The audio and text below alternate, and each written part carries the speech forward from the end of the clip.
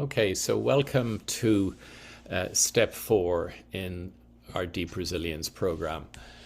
And you may remember the 7 steps, and the 4th step is healing connections, identifying healing connections that are there in our life. And we'll say more over the next 30 minutes or so about what we mean by healing connections and how to strengthen those, how to deepen those. And that's really what our focus is tonight. And the overall structure will be, I'll give a talk now for about 30 minutes or so, I hope a little less, and then hand over to Radley, who will do a short compassionate presence to feelings practice, and the relevance of this practice will be apparent by the end of my talk. And then we'll have a time for discussion, and we'll begin the discussion with, I'll invite Andrew just to offer some thoughts and comments on some of what's being shared.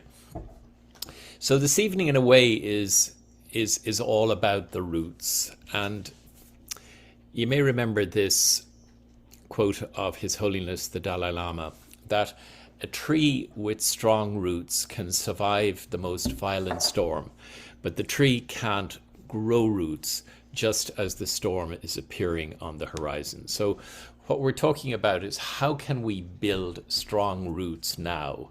I mean, we're in the midst of storms on all sides, but there are more to come in our personal life, in our societal life, in our national life, in our in our world, and how can we put down and build strong roots now that will be there when those storms arrive? That's what we're thinking about together this evening. And if any of you are joining us for the first time this evening, and those of you who've been here before, just briefly revisiting the 3 worlds, the Celtic idea of the 3 worlds, which we inhabit simultaneously. It's not like we're just exclusively in one or another of these 3 worlds, but it's like 3 concentric circles. The outer circle is the phenomenal everyday world of space and time. The middle circle, the world of the roots in this image, is the underworld, is the inner world, is the world of the unconscious, the world of dreams and visions, synchronicities, and then there's the inner core, the inner luminous core. Self-care, as we normally think of it, is about taking care mostly of the trees on the surface. And it also includes, and we sometimes call this self-care 1.5, if it really includes that inner dimension as well, and really takes into account the roots, which is, as I say, our particular focus in this evening's session. And then self-care 2.0, which is in a way where we're going with this, includes self-care, basic self-care, but also has a particular focus, which will be next week, on interbeing, interdependence, which is that interface between the deep rootedness and that luminous core, and also awareness itself, the ground of being, with its vastness and luminosity. And that's where we'll be going together in session 6, what we call luminous resilience, a profound field of care in which we are all held, and everything is held. And that in our final time together in step 7, when we move back into the world, it's our roots now are going as deep as this luminous core. We're tapped into it, and we're acting almost as a radiance of that luminous core, being taken care of as we take care of others. So back to healing connections, and it's all about the roots. I want to revisit with you these two trees that I've talked about before. On the left is an oak tree, an uprooted oak tree, which sadly has died. And on the right is a huge redwood that has been struck during a firestorm. Its trunk is broken, lying on the ground in front of it there. So I just wanted for a moment to put the stories of these two trees side by side, because they tell us a lot about roots and different kind of roots and different kind of rootedness. So first of all, the oak, and you can see it's uprooted, you can see its root bed here. And let's just follow it along here. It's at this stage, this is when I was just up in Big Sur recently, and they've sort of started to, cut through, and so utterly dead. Beautiful, but utterly dead. In contrast, when I was up there last time, what you see on the right is what has become of that burned, charred redwood stump.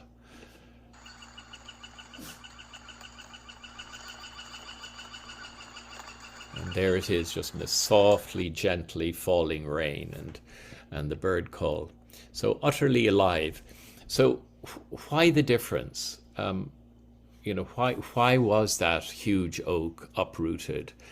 Why wasn't the redwood knocked over when it was hit with such force that it broke its trunk? And it's all about the roots.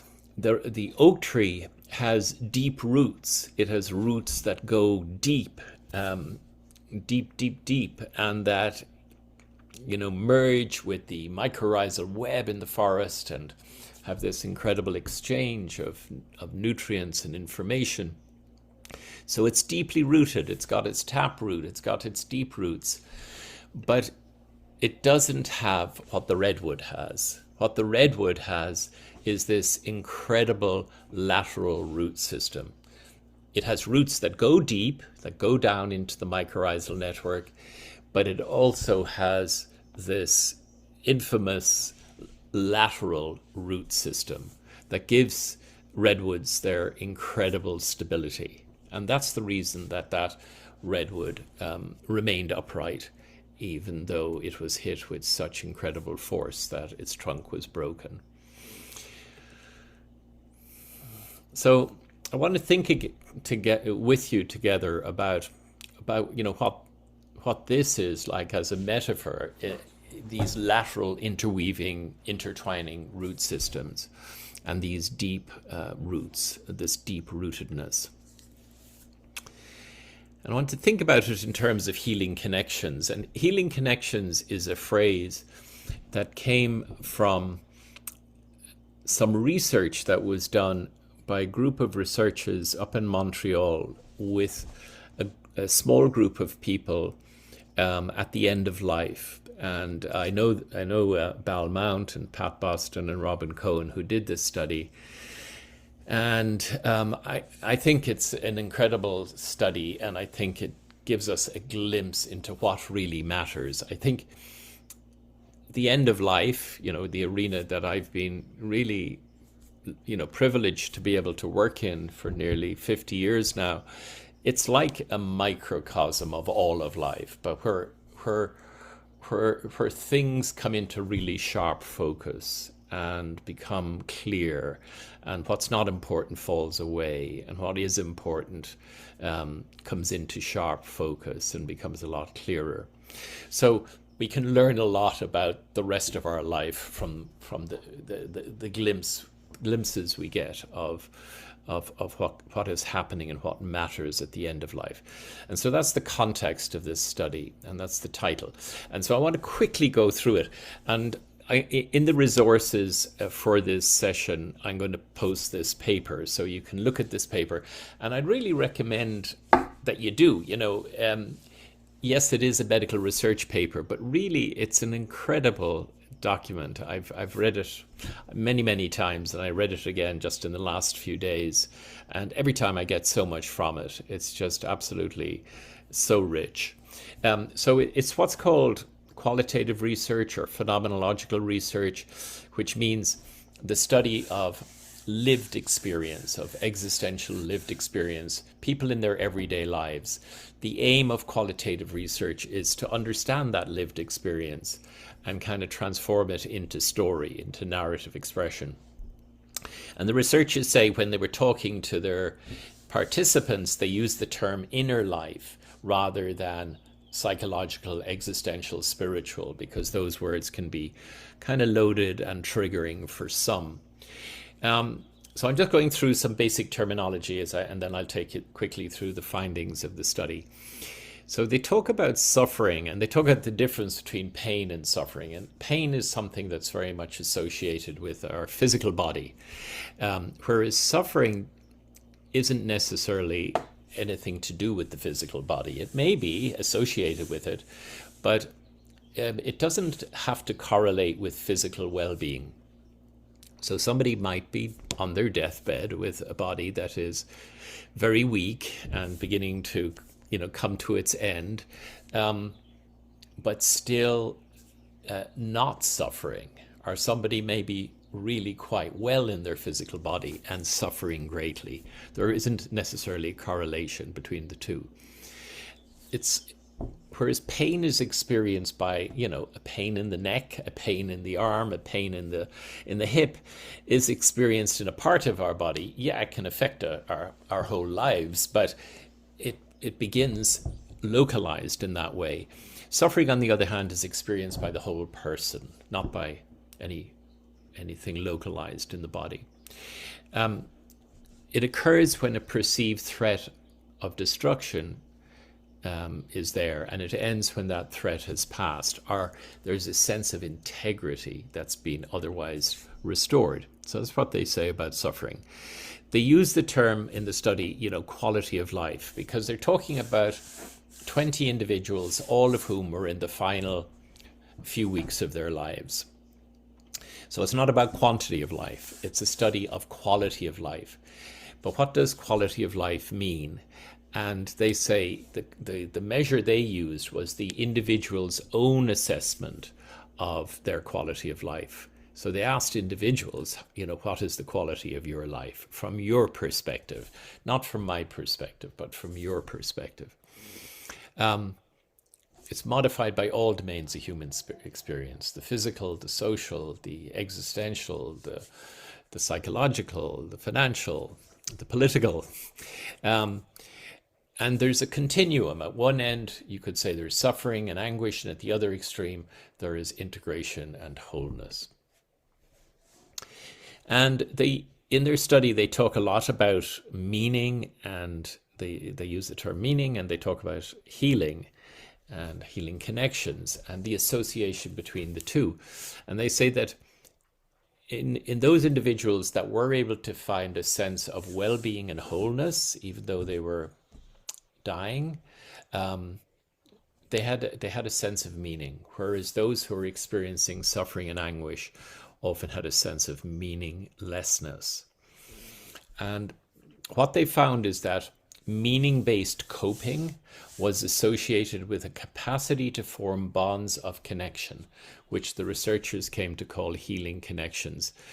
And they used that term because those individuals that were experiencing healing connections in their lives seemed to have a revitalization, a sense of energy and aliveness, a deep sense of inner security, a sense of equanimity that accompanied them.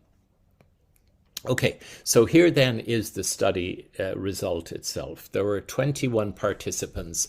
Half the group were identified as being at the existential anguish end of the spectrum. Half of the group were identified as experiencing wholeness and wellness, even though they were all, as I say, in the final weeks of their lives. What they found from talking to those individuals who were experiencing existential anguish were 5 common themes emerged. There was a sense of disconnection, there was a crisis of meaning, They were preoccupied either with the future or the past. They were feeling victimized by their disease or their situation, and they desperately needed to feel they were in control wherever they could. Whereas those individuals that experienced a sense of wholeness and good quality of life felt connection, meaning, a sense of peace, even in difficult times, a different kind of relationship to their illness, more sympathetic, non-adversarial, and an ability to choose their attitude to adversity. What made the difference? What made the difference between whether an individual ended up experiencing existential anguish or feeling well, even though they were dying? It was the presence or absence of these healing connections. It was the presence or absence of these lateral roots or deep roots. It was a presence of absence of rootedness. And so they found that the healing connections were in one or four domains. It was if somebody had a sense of deep intra-connectedness within themselves, they were able to forgive themselves, they were able to feel for themselves, with themselves. That sense of inner connectedness. It may have been a sense of bonding to others, family, friends, being part of a community, part of a sangha. It may have been a sense of connection through the senses with the phenomenal world, particularly nature. Music was another area. Art was there for some. Care of the body, and in particular ways like yoga. And also there was one individual who just came into the sense of deep connectedness through sports. So these all could have been those lateral roots and deep roots.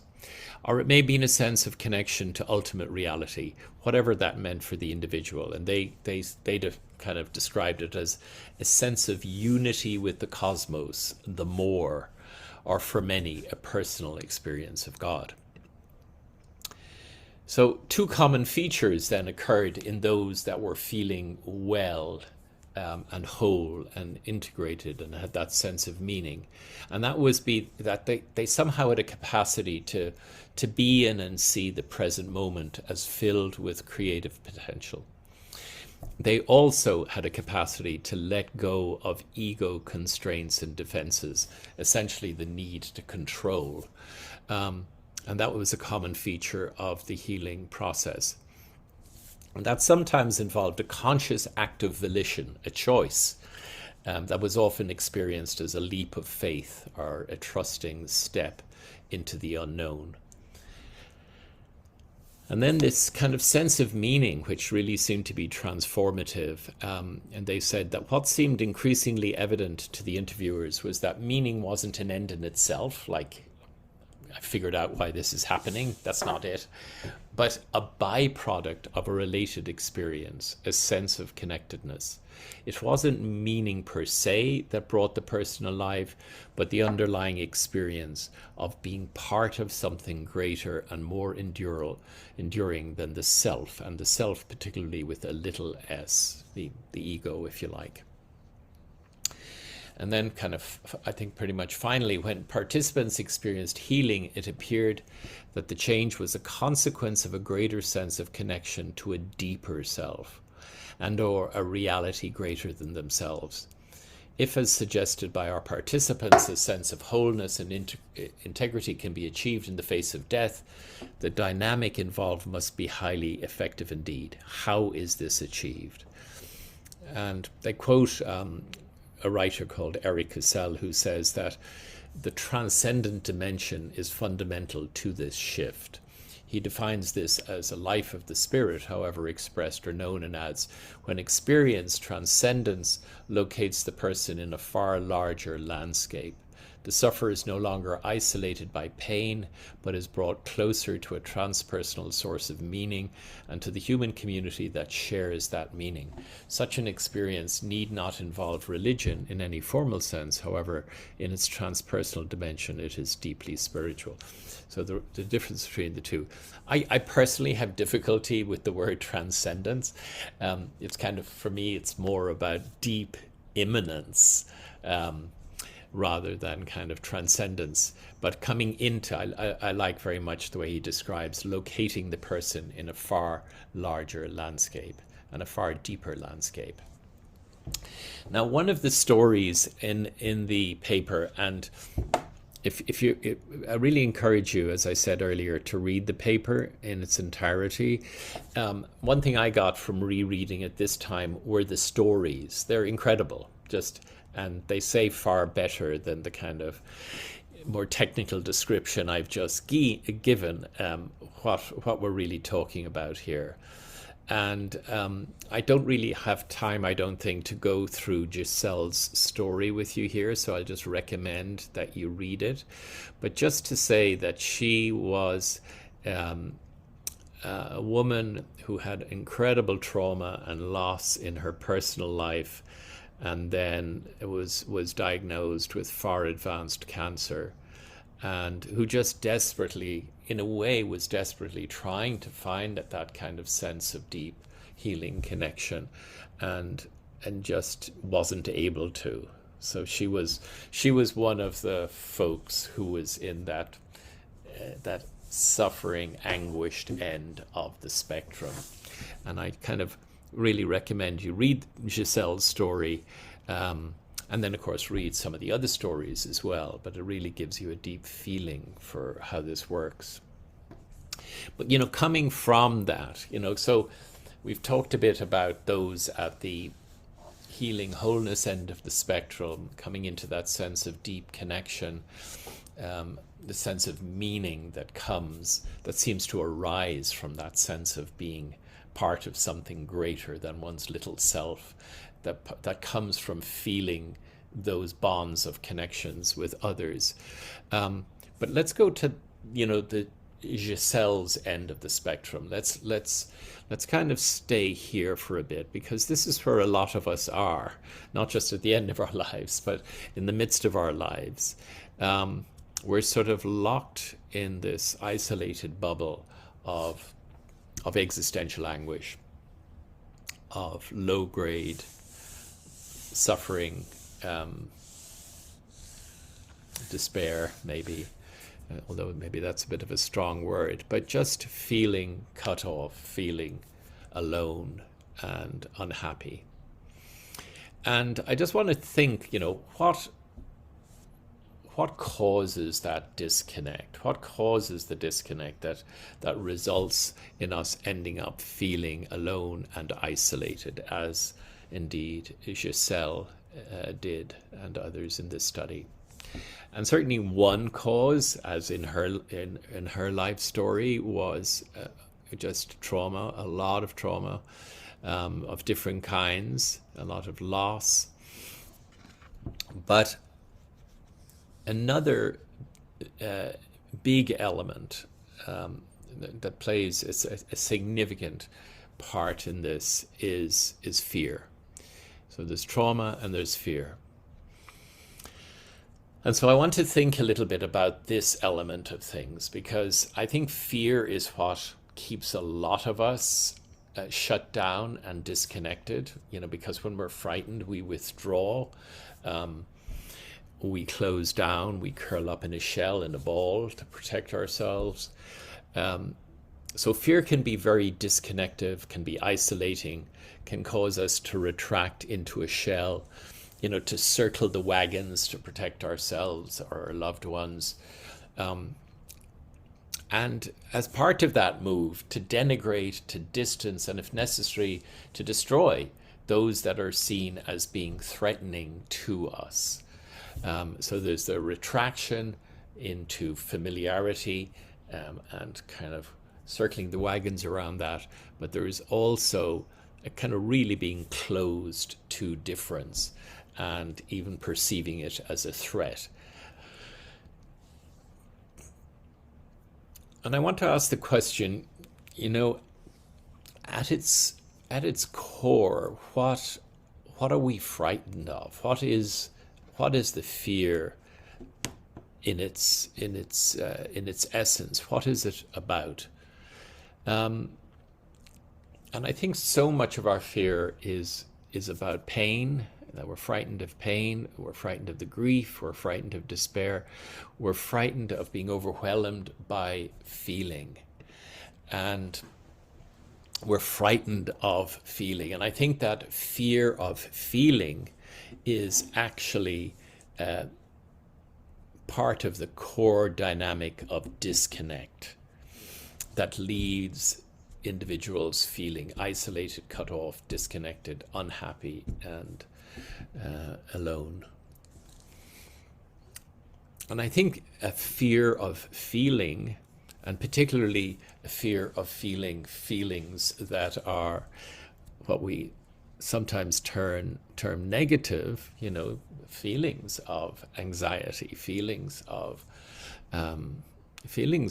despair, feelings of loss, feelings of sadness, feelings of fear. That fear of feeling can lead to what we call compassion failure.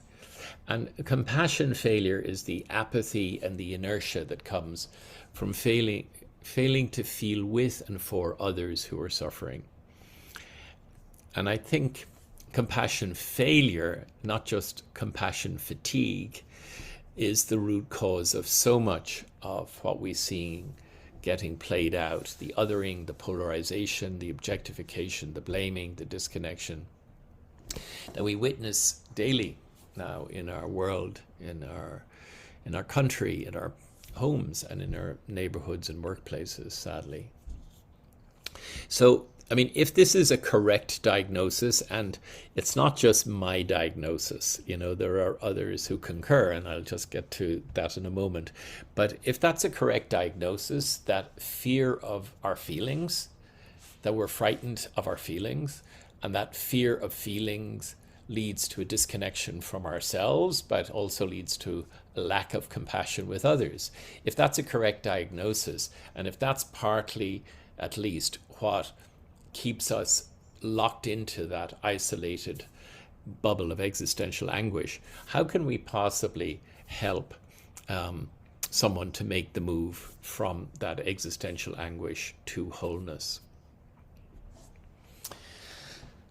And this might seem oversimplistic, but I really do believe, from my own experience, from some amazing teachers I've worked with, one of whom I'll talk about in a moment, that it begins by allowing ourselves to feel what we're feeling, by not being afraid of feeling, by allowing ourselves to feel, and then by just letting the feeling be, giving the feeling all the space it needs to be here, not pathologizing it, not ruminating about it, not repressing it, but actually giving it space, sensing it, being with it. It begins. So one of the teachers who came up with this diagnosis before me is Joanna Macy, our mentor and friend, now in her 97th year. Here she is in her garden in Berkeley a couple of years ago. Joanna is an amazing person who's done amazing work for the last 50 years, supporting activists. She herself is an amazing activist, social justice, also environmental, anti-nuclear. And she's been particularly interested in supporting activists who've been feeling burnt out. And she came up with a process that she calls the work that reconnects, to help those activists. And here it is, kind of in a diagrammatic form, as a dandelion plant with its roots, its leaves, its flowers, and then its seed head. And the four different steps are Gratitude, beginning with gratitude, she says, because gratitude, as we began with opening the heart with, and mentioned Joanna and her work there, gratitude roots us in the heart. That's why it's the roots. Then that allows us to turn towards what's uncomfortable, what's painful, and to honor our pain. We'll say more about that in a moment. That allows a shift, an internal shift, so we can see with new eyes now as interconnected interbeings. And from there we plan what we're going to do and how we're going to do it. But she says it all pivots on the second step. It all pivots on honoring our pain. That's the most important step in the process from her perspective. And here's how she describes it. She says, the kind of apathy and closed down denial and difficulty in looking at what we're doing to our world stems not from callous indifference or ignorance, so much as from fear of pain, or fear of feeling, as I've been saying, painful feelings. We're called not to run from the discomfort or the grief or the feelings of outrage or even the fear. That if we can be fearless with our pain, it turns. It doesn't stay static. It only doesn't change if we refuse to look at it. But if we look at it, if we take it in our hands, if we can just be with it and keep breathing, it turns. It turns to reveal its other face. The other face of our pain for the world is our love for the world, our absolute, inseparable connectedness to all life. And we come into that sense of our deep interconnectedness with the rest of life through feeling what we're feeling, through allowing that heartache to break our hearts open, as she puts it. So our hearts are now wide open to receive more and to experience that inseparable connectedness. So coming back to the question, how can we help someone like Giselle? And we all know Giselle's, and we may feel close to Giselle in lots of ways in our own life. How can we make that move from being locked in unhappiness and existential anguish?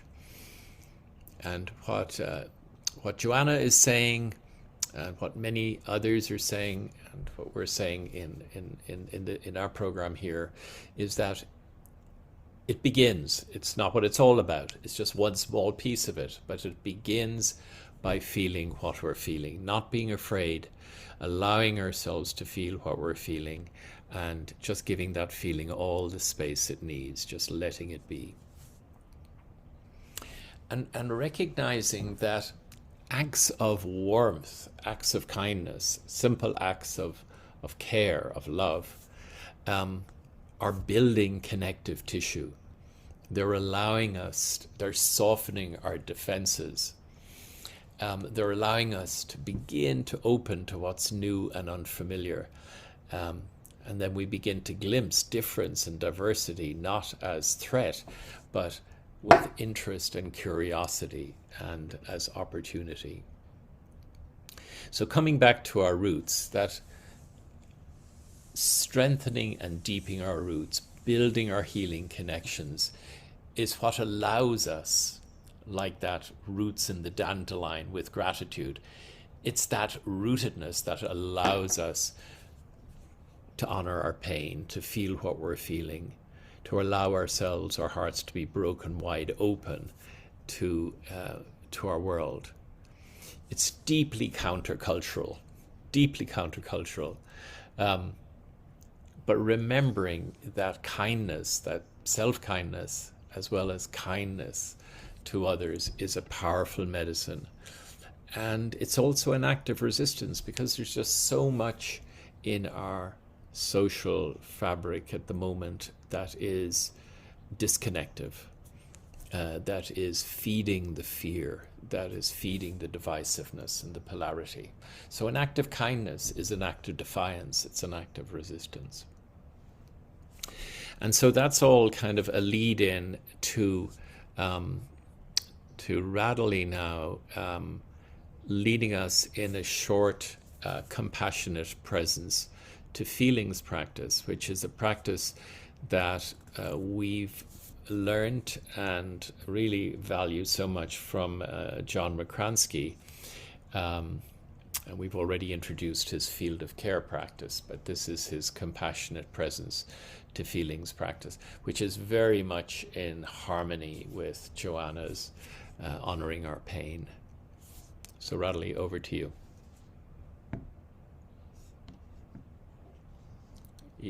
You might need to unmute yourself, Radley.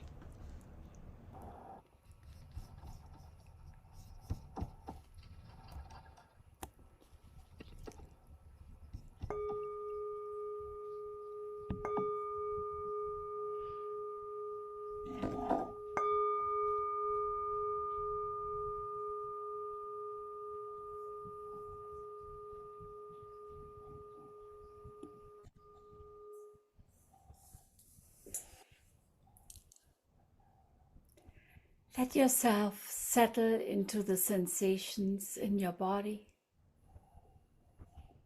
Feel your whole body all at once.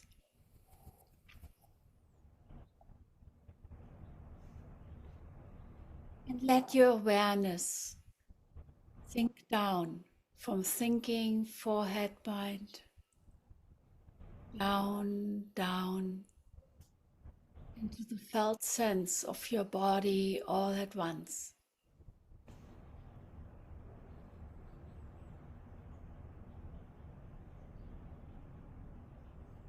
Feel your whole body, every corner, every point. Let yourself be drawn into the depth of body sensation.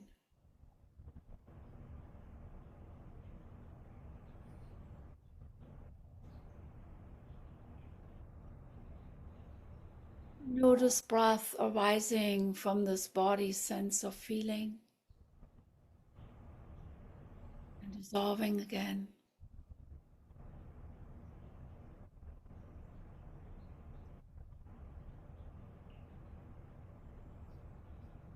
All by itself. With each exhale, let yourself be drawn into this depth. Depth of breath and the depth of the space between the two breaths, the out breath and the in breath.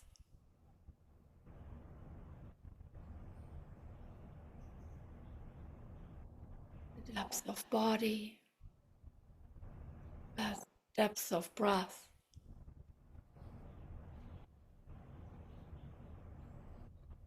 The depth of awareness. One unified field.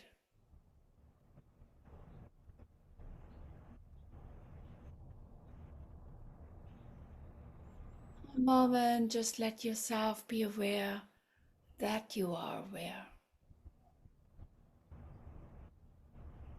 Stepping slightly back, resting in awareness.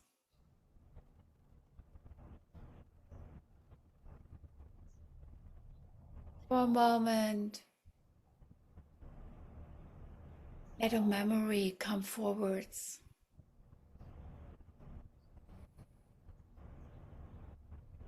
Just naturally rise up. Maybe a memory when a person was loving to you. When you felt completely held in nature.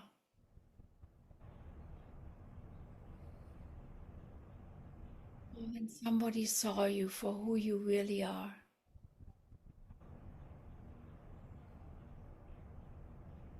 Felt the presence of a religious figure.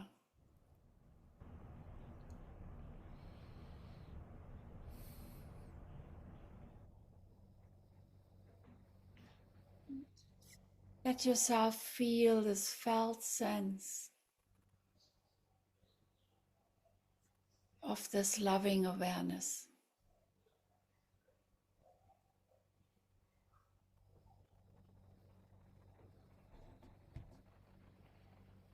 go of the memory. Just let this loving awareness, this caring moment, this caring feeling fill the whole basic space within your body and around you.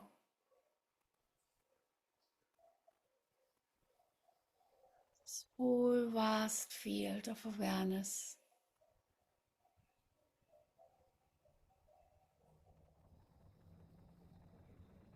Experienced as spacious,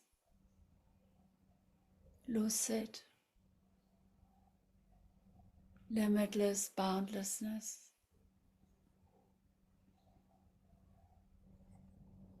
Filled with warmth, field of care.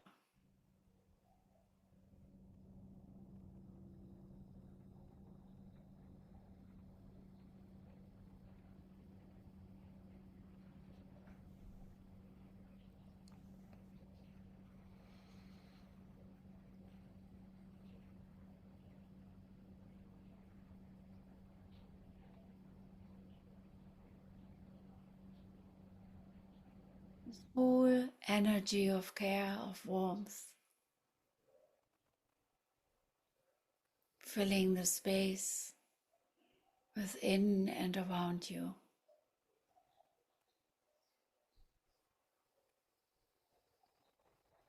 Let yourself rest in it. Nothing to do, nothing to be. Just resting in this field of care.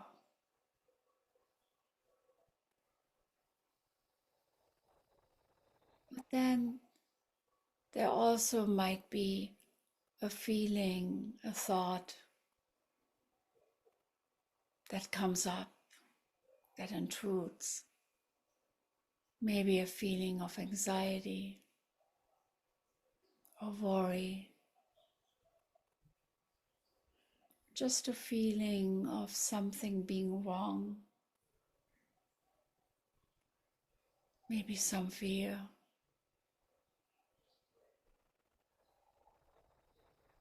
Just let that feeling of unease, whatever it is, just be held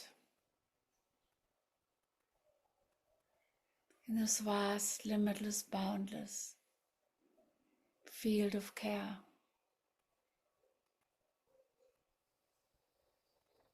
Welcome it, include it.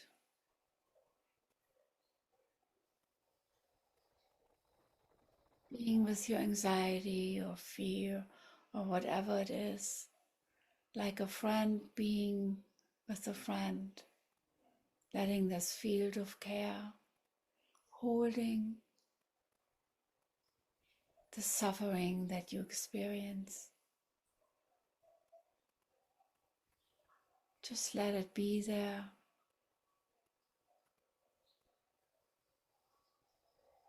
Let it be held. This vast feeling, this field of care.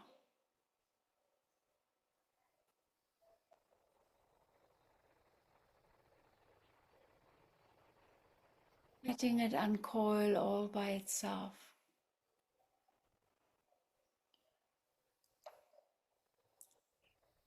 And rest.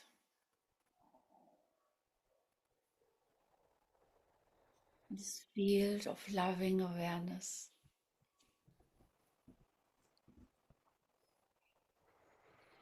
Now let your mind fall open to all sides. Open, spacious, vast, as if you were stepping backwards, letting yourself fall backwards into awareness of awareness itself.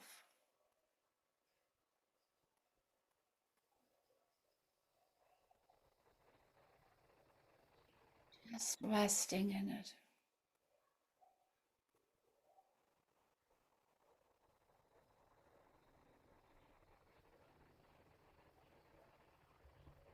Letting be.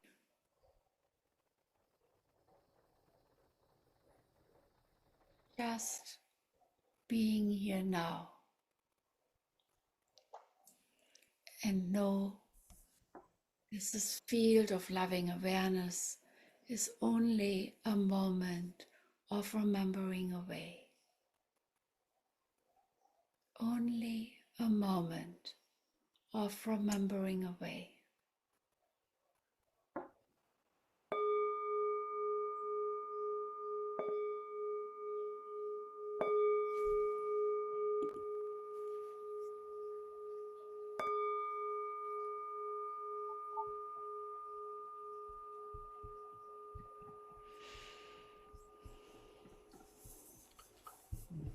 Thank you so much, Radha. You could just mute yourself.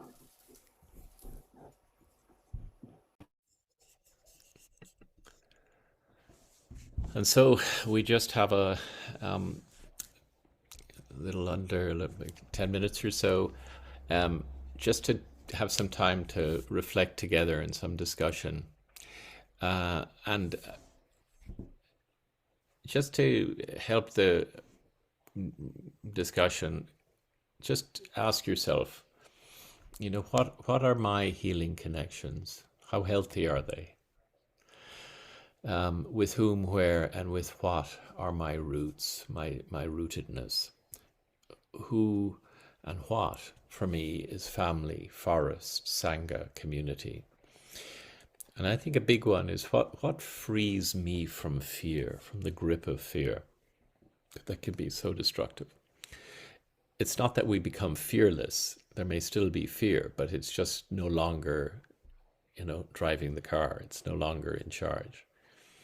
What helps to bring me out of isolation and into that sense of connectedness and community?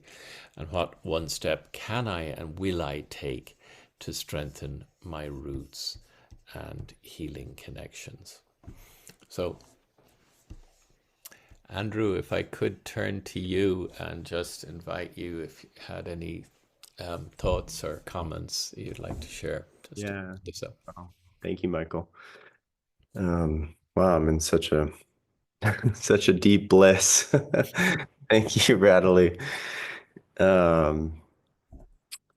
Yeah, I've been thinking about this a lot, and it's interesting because I think about the connections that we want most can sometimes be the hardest. I'm thinking of family and um, kind of the lineage of the roots and the interconnections of things that we don't necessarily have control over, like, maybe trauma or things that have been kind of passed down to us, and whether we've created a relationship with those parts of ourself that remind us of our family or things that were really hard for us.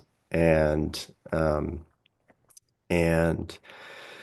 yeah, to me, I think it's a bit of that, like admitting that there's fear there and sharing the process of being afraid with others that can feel like really community building and coming together with that sense of like we're all in this together.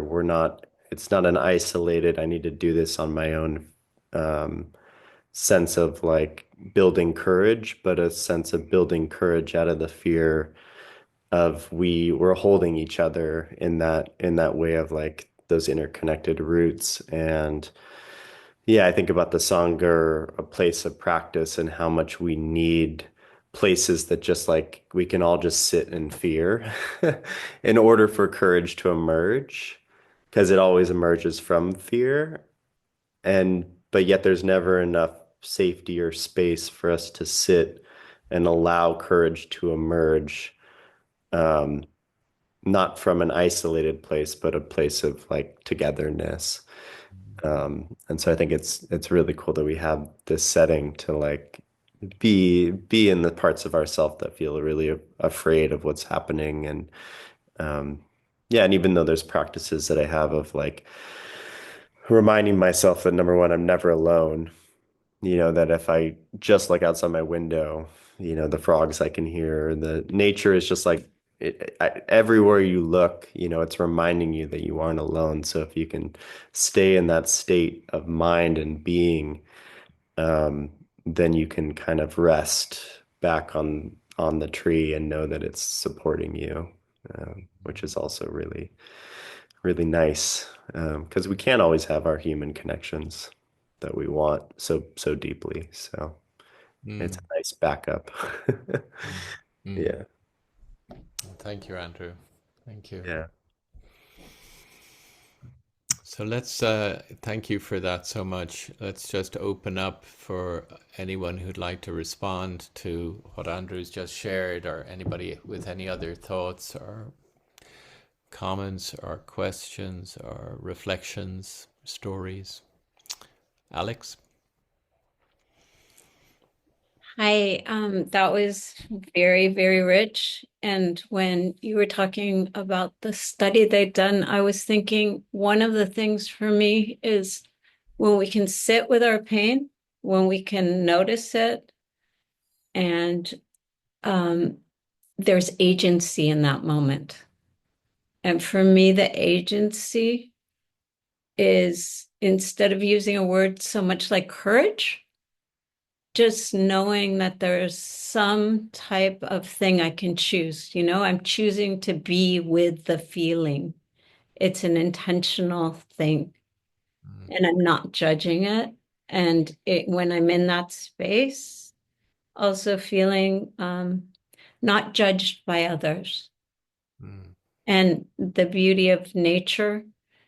Um, I was lucky enough to grow up very much feeling that we are all part of nature, never feeling separate from soil and just the physical plants and everything, is that connection that's always there. And the talk, just one last thought was, I think our society has a tendency to establish a hierarchy of love, so that maybe romantic love is the best, and then the others aren't as important. And I'm not saying that I believe that, but that in society, there's type of thing.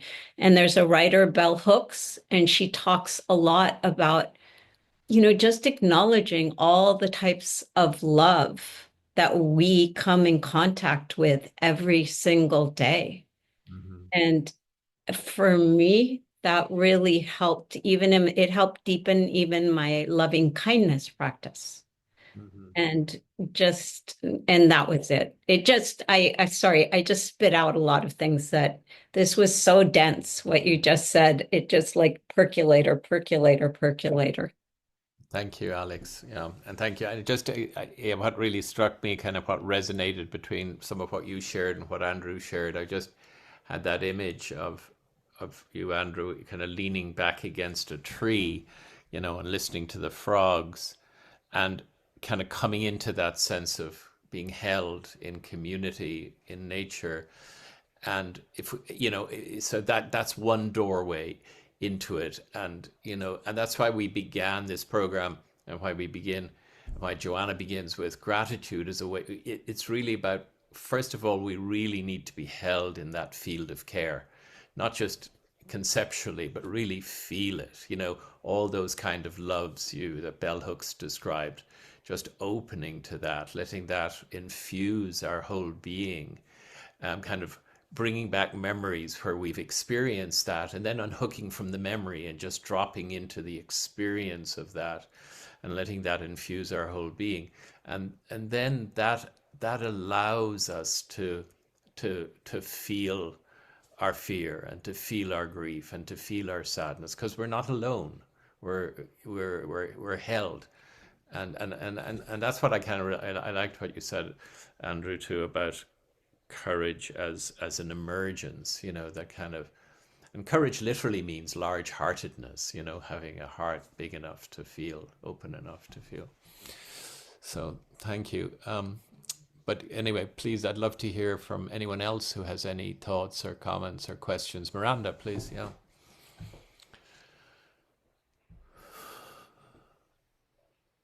You're still muted. Yeah. Here we are. Yes, that image of leaning back against the tree, and also, Alex, in your imagery about there being so many, an infinite capacity for love, in a sense, and during Radleigh's meditation, I felt that transformational moment when we go from being in pain and that kind of constriction and, you know, the holding of pain, which has a quality of isolation, and then what it feels like to bring in the other, you know, and how our pain, when accompanied, whether it's by the tree or the frogs or the memory of a holding moment with another, it transforms the feelings into something. There's almost an element of joyousness even in my sadness when I'm in that place, and a much greater depth of emotion that becomes less about a negative feeling and more just about a fullness and a kind of energy field of feeling that emanates beyond one's body. Beautiful. Mm. Beautiful. Yeah, that's beautifully expressed. Thank you, Miranda, so much. Mm. Anybody else like to come in? Any other thoughts, stories, questions, confusions?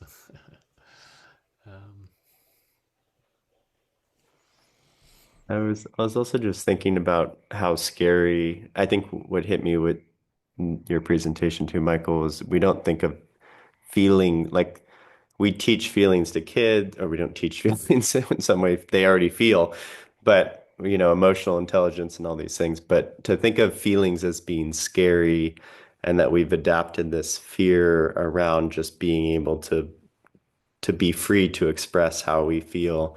I thought about this kid the other day. I was at the pool, and this instructor had the child on like the baby step, and she barely had a toe in. Um, and the process of getting the kid from like outside the pool, this is, I think she was just learning to swim, to like, you know, head deep and then holding her breath to blow one bubble underwater. It was like a 5 hour, you know, thing. But in that, I just thought about that as in this metaphor of allowing people to feel, and how you can start, you know, so small with like the feeling that feels safest, and then kind of grow it. Um, and how, yeah, and how that encouragement of the instructor, who was just like, "You're doing so good," and like, it's just so amazing that you can hold your breath for one bubble, and you know how we still need that as adults to remind ourselves that it's okay to like surrender and feel. And yeah, anyway, Yeah, well, that's Jimmy. lovely. That's a lovely image. Beautiful. Good. Well, I've just noticed the time, so I guess we're out of time. And thank you, Andrew, and thank you, Miranda, and thank you, Alex, for your sharings, and thank you, Radley, for your meditation, and thank you all for being here very much. And we'll see you next week, I hope. Okay. Don't forget, the resources will be there. Thank you. Okay. Yeah, join us. Thank Join you me. so much. Join me on Saturday if you like. Thank you. Bye. Bye. Bye, everyone. Bye bye.